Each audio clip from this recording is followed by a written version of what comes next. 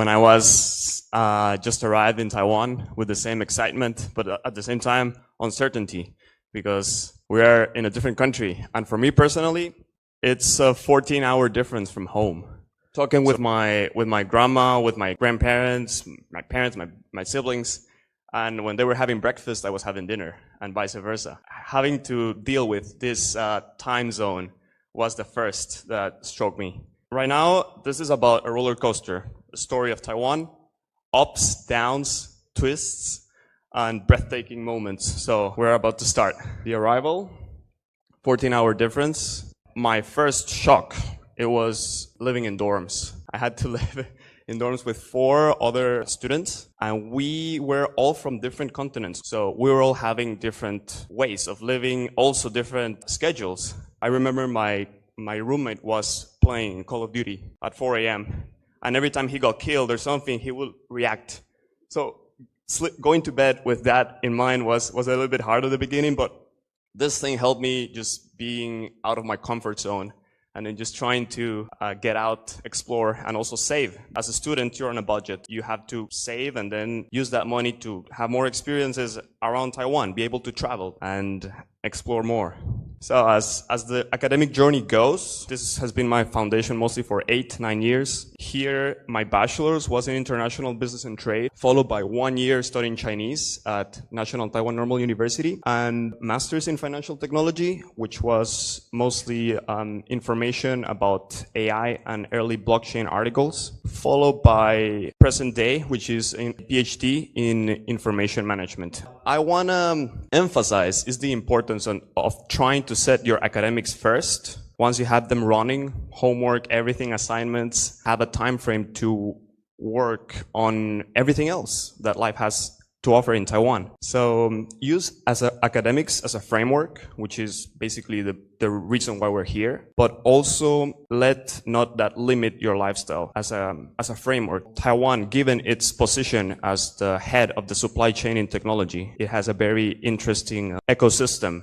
Like we were listening about the semiconductors and all the technology is at the top. You shouldn't be surprised if you bump into some of the brightest minds the world has to offer. Here in this photo, I was doing an internship with a legislator in Taiwan, and part of my job was to help him do some speeches. So he was invited to the World Economic Forum, and he had some interesting visitors like this one, Vitalik Buterin, the creator of Ethereum. So be proactive, try to connect the dots with whatever your professions are, and then you will find the right people here.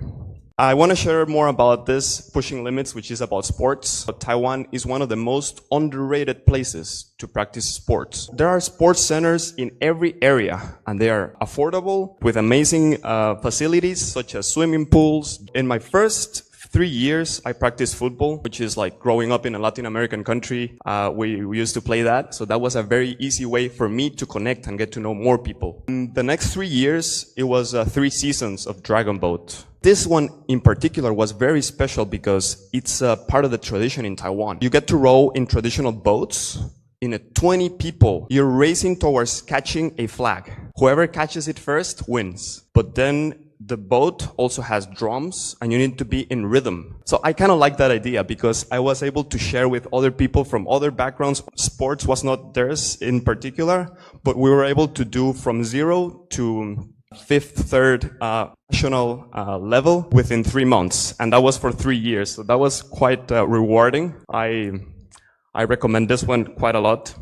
And then after 3 years, I got into triathlon. This one is called Iru Suangta. Lighthouse in the north, lighthouse in the south. So you bike in less than 1 day, all without just a few stops. Then there is another one challenge that is in Sun Moon Lake, Riyuetang, and you swim about 4 kilometers. Another challenge is from Hualien, and then you go all the way to Wuling, which is the highest mountain pass. So you bike 3,400 meter elevation within a day. So yeah, it sounds crazy, but this is one thing in particular that I was able to connect even more in Taiwan. Moving on, as we were mentioning earlier, homesickness is big, but Taiwan is also huge at organizing sport events. You wouldn't be surprised, but Taiwan has the semiconductor, the biggest exhibition. But also, let's say, if you're into orchids, they also have the biggest expo in Taichung. This year, a couple of months ago, it was the World Master Games, which is World Masters, like the Olympics, but for older people. My grandpa, he's almost 90 years of age. He came to Taipei and he competed in 5 events. He was able to win 5 medals. And I witnessed that. He was running at the stadium I normally practice. I go running, and that was very rewarding. The timing Taiwan does and will do for you, I'm sure it's very interesting. Having the opportunity to have your family here, to show them around. Another passion of mine is photography.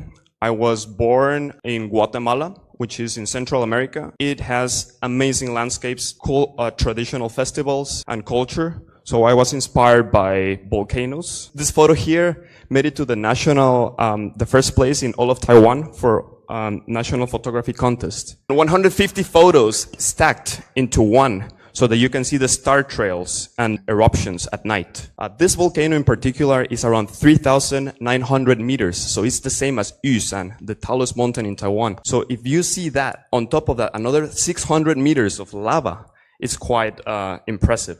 In Taiwan, I was able to, as a student, at the beginning, I was just taking photos with phones, with little cameras. But little by little, I want to level up my photography journey.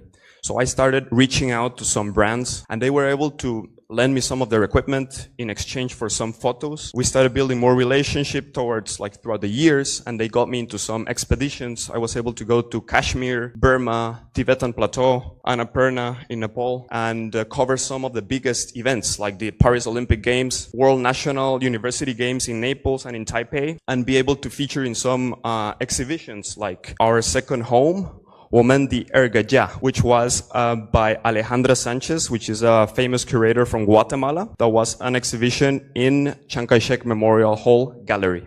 This is about gratitude. We want to be grateful that the more we travel, the more we explore, the more we appreciate Taiwan as a country and also understand the place where we come from. This photo here is in the mountains in Taiwan. I just put the tent there, just being able to see the stars at night. It's kind of like here. I see a lot of talent and people students coming from different backgrounds. It's just about connecting the dots. And I'm sure a lot of creative things are going to come out of this because Taiwan has framework, the academics, everything we need to. It has it's generations of Taiwanese that have built the MRT, the system, the safety, all the things that we have to this point.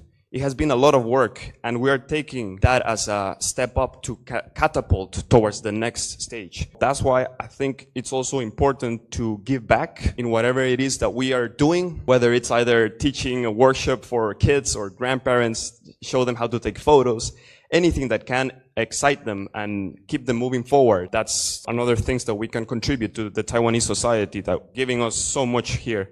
And then here I am with a Guatemalan flag in the highest mountain in Taiwan, which I encourage you, if you have the chance, go on and do a few of these bucket lists. Try to complete at least 5 of this. There are also some other things here, for example, meditation, being able to enjoy the hot springs during winter, many things also around the islands of Taiwan, which is not only Taiwan, but also Green Island, Jingmen, Matsu, Penghu, Lanyu.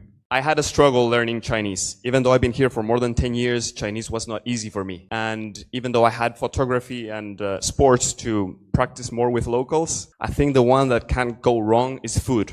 Usually during winter, you will be craving that. Wherever you are in the world, you always have this idea of having niu mian during winter when it's cold out there. Here are a few recommendations. If you go to a red Cao, which is a big restaurants where you can order many different dishes, they have a lot of variety, diversity, vegetables, seafood. And now I just want to teach this word. I think by this moment you already know it. 加油 literally means add oil. For what's ahead for you guys in your academic journey and lives, just keep forward, continue. 加油. Thank you.